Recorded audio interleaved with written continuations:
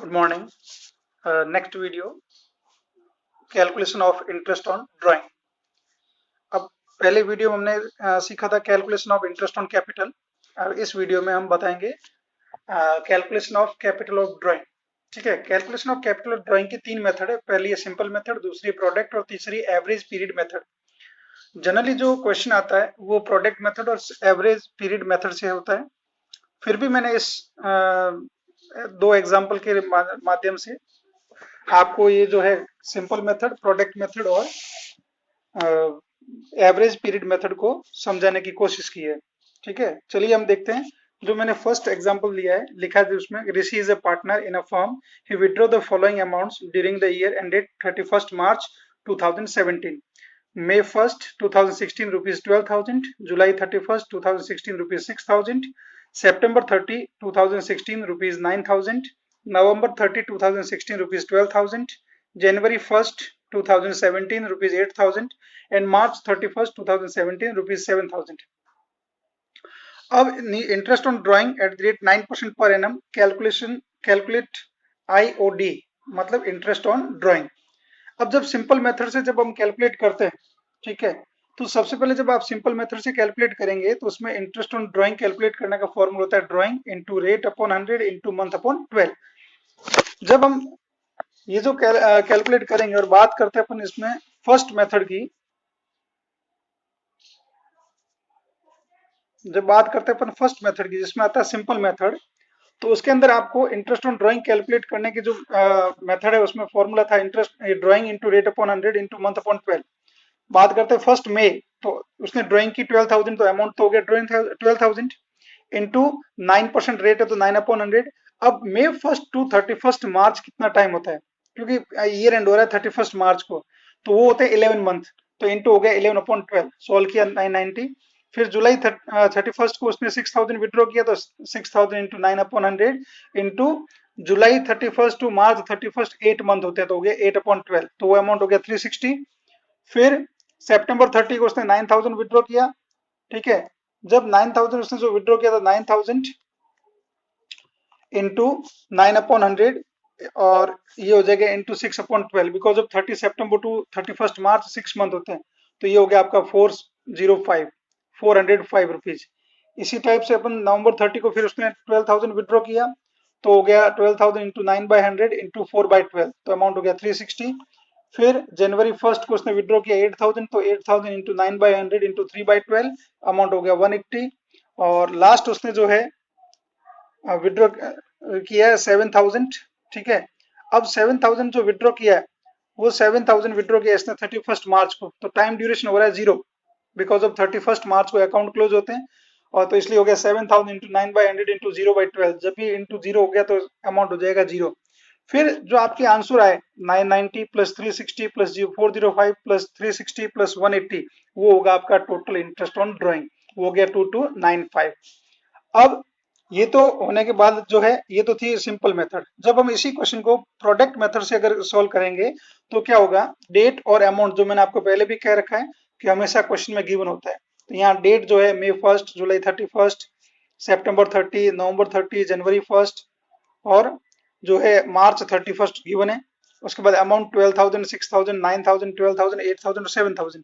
अब जनरल बात आती है कि हम प्रोडक्ट मेथड को और एवरेज पीरियड मेथड को कब यूज करना होता है। मैंने आपको पहले भी बोला था कि जब अमाउंट इक्वल नहीं होता और टाइम ड्यूरेशन इक्वल नहीं होता तो आपको प्रोडक्ट मेथड को ही यूज करना है।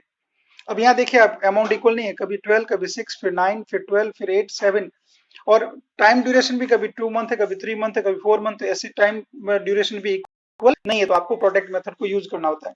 जब आप प्रोडक्ट मेथड यूज करेंगे तो सबसे पहले अपने डेट और अमाउंट जो क्वेश्चन में थे वो उसी को देख करके वहां से हमने इसमें लिख लिए। उसके बाद आप May 1st to 31st March time duration calculate करेंगे तो आपके मंथ होते 11। फिर आप जुलाई 31st to March 31st 8 month, फिर September 30 to March 31st 6 month, November 30 to March 31st 4 month, and January 1st to March 31st 3 month, in March 31st to March 31st month होते नहीं है, 0, 1 डे ओनली, तो इसलिए यहाँ 0 हो जाएगा। फिर आप क्या करेंगे, अमाउंट और मंथ को मल्टीप्लाई करके इसको कैलकुलेट करेंगे तो आपकी ये अमाउंट आ जाएंगे प्रोडक्ट के, और उसके बाद टोटल करेंगे प्रोडक्ट की और ये 3,06,000। ठीक है, उसके बाद आप फॉर्मूला अप्लाई करेंगे, जो फॉर्मूला है interest on drawing equals to total of product into rate into 1/100 into 12।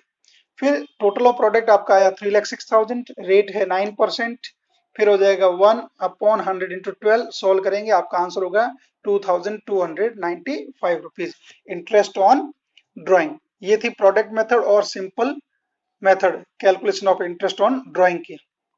ठीक है, इसी टाइप से आपको जब भी कोई क्वेश्चन आए जिसमें इंटरेस्ट ऑन ड्राइंग कैलकुलेट करना है और क्वेश्चन में क्लियरली कुछ भी नहीं लिखा है, तो आपको क्या करना है कि सिंपल मेथड या प्रोडक्ट मेथड में से कोई भी मेथड को आप यूज कर सकते हैं। ठीक है, ये जो सेकंड एग्जांपल है इसमें हमने एवरेज पीरियड मेथड को यूज करके इस एग्जांपल को सॉल्व किया है। एग्जांपल पहले मैं पढ़ रहा हूँ। M and T are partner in a firm. They share profit equally. Their monthly drawing are rupees 2,000 and 3,000 respectively. Interest on drawing is to be charged at the rate 10% per annum. Calculate interest on drawing for the year 2006, assuming that money is withdrawn in the first day of each month, mid of each month and end of each month.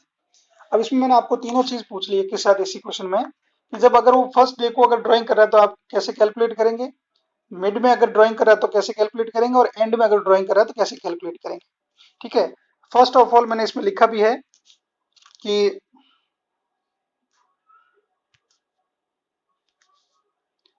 calculation of drawing by average period method because amount and interval of time is equal।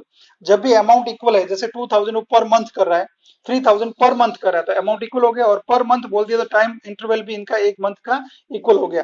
तो अपने को average period method को use करना है। अब इसमें हम सबसे पहले क्या करेंगे, इंटरेस्ट ऑन ड्राइंग का फॉर्मूला लगाएंगे, वो होता है to drawing into rate into average period upon 100 into 12। अब मैं पहले बात कर रहा हूँ पार्टनर एम की।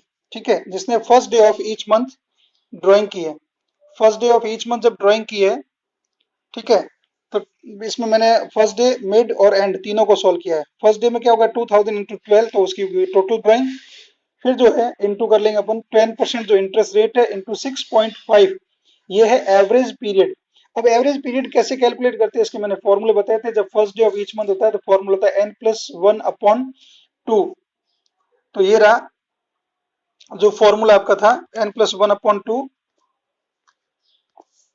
ठीक है, अब जब n+1/2 अपन फॉर्मूला यूज करते तो होता है 12+1/2 इक्वल्स टू 6.5 मंथ। तो वही 6.5 इस फॉर्मूले में यहाँ पे जो एवरेज पीरियड की जगह यूज की है। उसके बाद जब मिड की बात करते हैं तो फॉर्मूला होता है n/2 और ये होता है 12/2 इक्वल्स टू 6 मंथ। और अगर एंड की बात करें तो फॉर्मूला होता है अपना n-1/2। जब n-1/2 है तो होता है 5.5 मंथ। ठीक है, अब जब मिड की बात है तो देखो 2,000 उसकी ड्राइंग इंटू 12 तो हो जाएगी 12 मंथ की ड्राइंग इंटू 10 इंटू 6/100 इंटू 12। तो इसका आंसर हो गया 1,300 फर्स्ट वाले का, सेकंड होगा 1,200 और थर्ड का हो रहा है 1,100। ठीक है, उसके बाद अपन बात करते हैं पार्टनर टी की। तो उसने 3,000 रुपीज पर है, तो 3,000 इंटू 12, बस यही चेंजेस है, उसके अलावा इसमें कोई चेंज नहीं हुआ, बस अमाउंट ऑफ ड्राइंग चेंज हो गई है। अगर फर्स्ट डे को जब भी कोई पार्टनर ड्राइंग करता है और पूरे 12 मंथ कर रहा है तो एवरेज पीरियड होता है 6.5 मंथ। अगर कोई partner mid of each month drawing कर रहा है और पूरे 12 मंथ की बात है तो होता है 6 मंथ एवरेज पीरियड। और अगर कोई partner at the end of each month drawing कर रहा है तो वो होता है 5.5 मंथ। ठीक है, इन दो एग्जांपल से आपको इंटरेस्ट ऑन ड्राइंग कैलकुलेट करना आपको समझ में आ गया होगा। और आपको मैं कुछ एक्सरसाइज के क्वेश्चंस आपको भेजूंगा असाइनमेंट में, उनको पहले आपको खुद को सॉल्व करना है। अगर आपसे वो क्वेश्चन सॉल्व हो जाते हैं उसके बाद मैं उसका सॉल्यूशन भेजूंगा, जिससे आप उसको टैली कर लीजिए कि आपने जो किया है वो सही है या गलत है। उसके बावजूद भी आपको कोई डाउट होता है तो आप मुझे पर्सनली कॉल करके पूछ सकते हैं। Thank you.